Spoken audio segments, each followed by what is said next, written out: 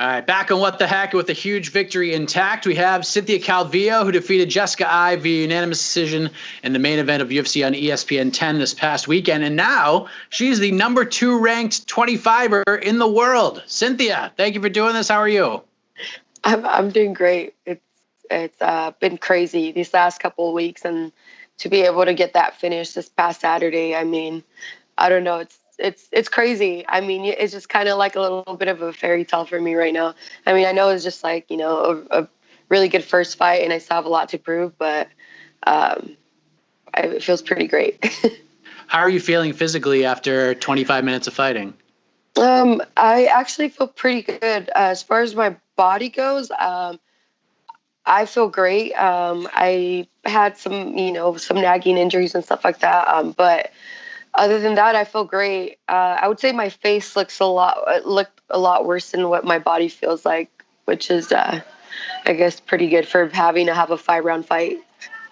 Did it feel like you were in a main event, considering everything going on in the world? It wasn't sort of a typical fight week. I mean, you had the virtual media day and stuff, but it felt like some of the obligations were, atypical of what a normal main event in a normal fight week would be like.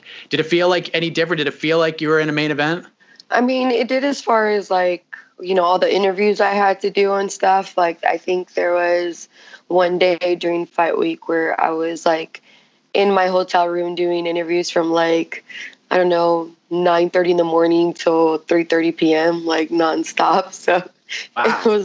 It was because of, especially during this time, it's just you don't have any people are doing more Zoom calls and audio stuff, so it's like different. But yeah, that was definitely different. And other than that, no. I mean, I try not to put too much pressure on that part. Like, oh, I'm the main event, I have to do this because I'm the main event, and I'm performing because I want to be the best fighter in the world. It's not because of the position. It didn't matter if I was the first fight of the night or the main event. I was going to show up. There was quite a bit of drama throughout the week, and not just in your fight, but a lot of different fights in that card. We had short notice replacements coming in the 11th hour. We had fighters falling off the card the day before.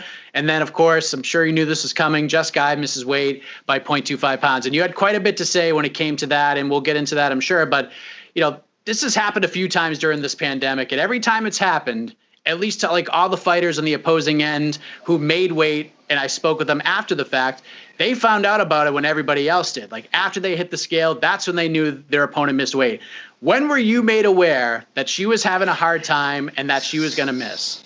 Well, I had already made weight, and we were, obviously waiting for the rest of the athletes to do so. And my manager was messaging me. He was messaging my coach. My phone was on silent, so I wasn't paying attention. I was more concerned with rehydrating. Sean Shelby came up to me and told me, hey, she's just going to miss.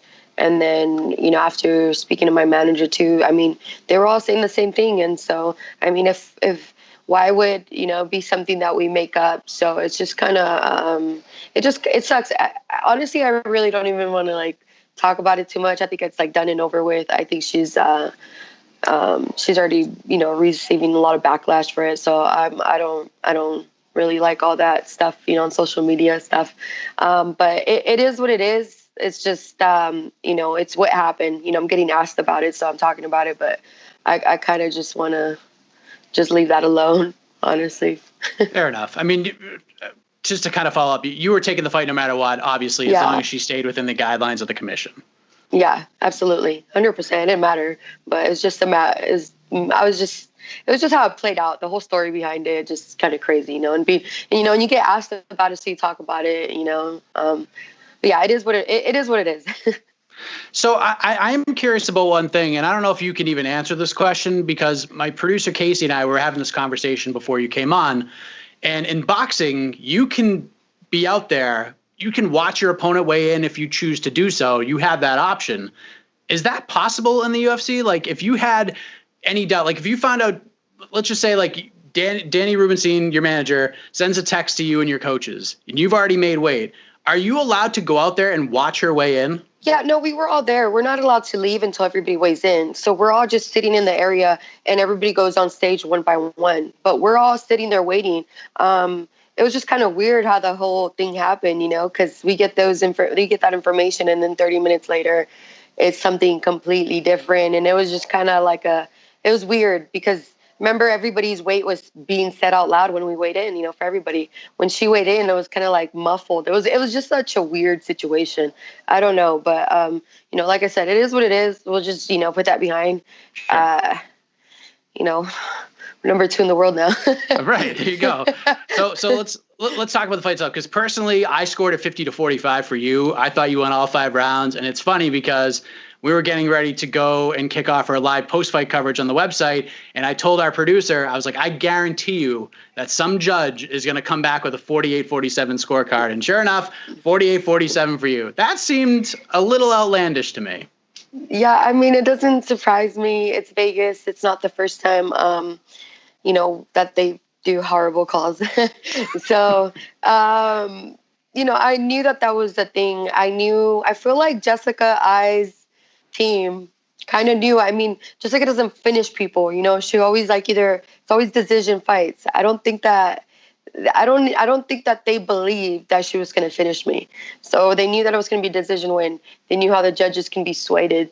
The entire fight, if you hear her corner, they're just yelling ridiculous shit to try to kind of bullshit the judges to make it seem on their favor. Because let's be honest, a lot of the judges, some of them aren't even experienced. They don't even know more MMA, you know what I mean? So if someone's yelling and making it seem like the fight's actually going different than what it was, which it's unfortunate because they played that game, because they also gave their fighter a false sense of confidence because they made her feel like she was winning the fight. So it's like, why would she even push even harder, So it just kind of, it's just, yeah. What were they saying? What kinds of things were they saying? Well, I would just say, when, that was your round, just like, I just took your ass down. I obviously won the fight, and you're like, that was your round, Jessica. She don't want to be in there. She don't want to be in there. And it's like, don't say that. Like, say, hey, we're losing this fight, or, hey, it's a close fight. You better go out there and you better get this finished and kill it.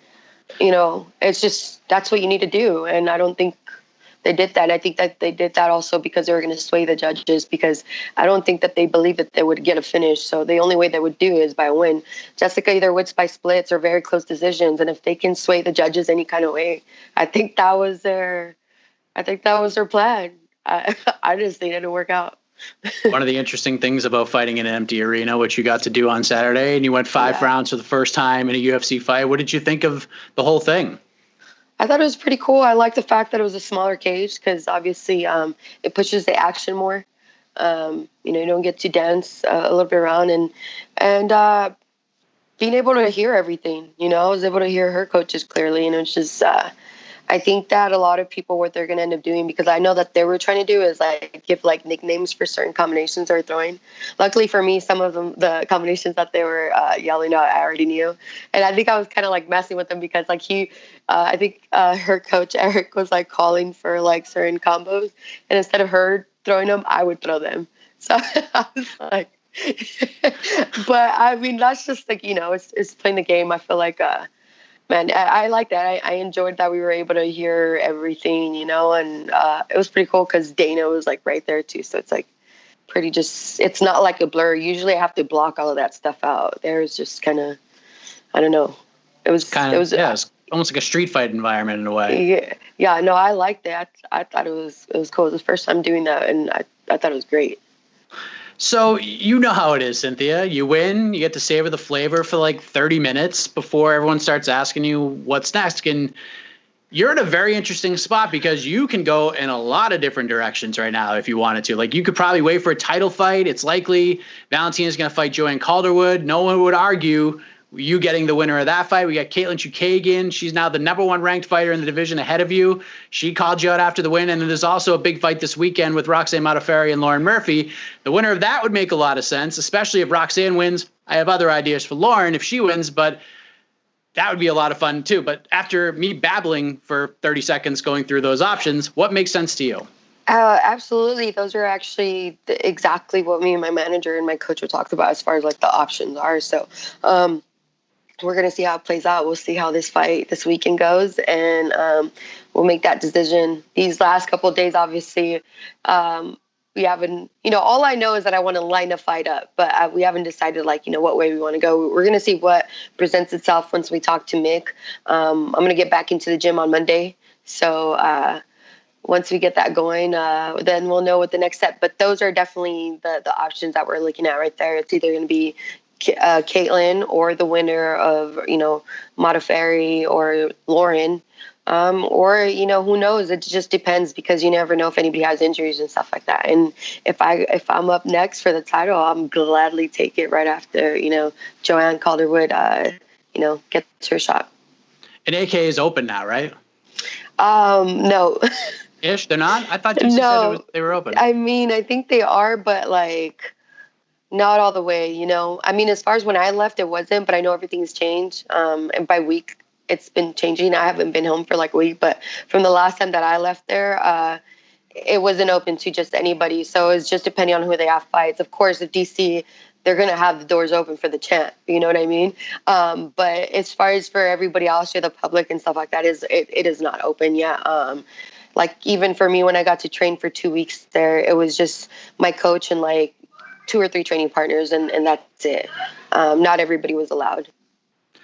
I wanted to ask you this at the virtual media day, and I am very happy to find out what kind of toppings you like on your pizza. That was all fun. But you talked about throughout the week, what East San Jose means to you, being back home with your parents, close to AK, and I can't remember if this is you posting this on Instagram or not. So if I'm wrong, I'm going to look absolutely foolish right now.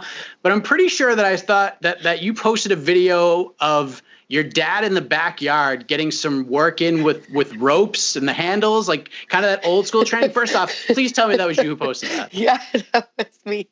My dad's so funny.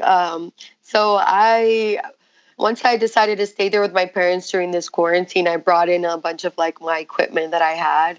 And my dad, he's retired, so he likes to do, his own home projects at home, whatever he can make up or put together. So, I had a bag set up. I had all these other things. So he grabbed a couple of my bands and attached them to the to the walls and poles outside in the backyard, and he just likes to work out. He loves it. My dad's also, I feel pretty athletic. I never really watched him play too many sports, but I'm pretty sure that he was when he was younger. So yeah, thank God that was you, because then I just wasted 3 minutes asking you a question that wouldn't have been you. But I guess the follow-up to that is, being from that area and having that great relationship with your parents, how much of your fighting spirit comes from them? Oh, a ton of it. I mean, I feel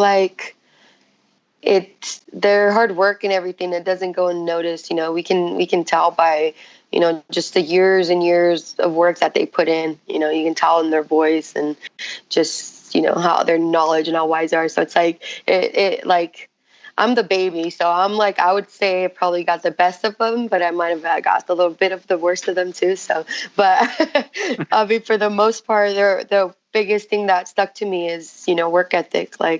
You got to show up, and you got to show up on time, and you got to work your ass off. And, that's the mentality that they instilled in me. And so I'm extremely grateful. It's weird because it's I didn't have that same type of motivation doing anything else. I would do the bare minimum. I was just not interested. I wasn't motivated to do any of that. But when it comes to fighting and training, it's just there's nothing else I'd rather be doing. I show up early and do everything I have to do and, train my ass off. It's pretty crazy, but I'd say they definitely have a big part in that. Well, after your 60th interview in the last week, I will let you go. Congratulations on the win, Cynthia. It was a fantastic performance, huge jump in the rankings, just a massive win for you. Thank you for the time as always, and we'll talk soon. Of course. Thank you.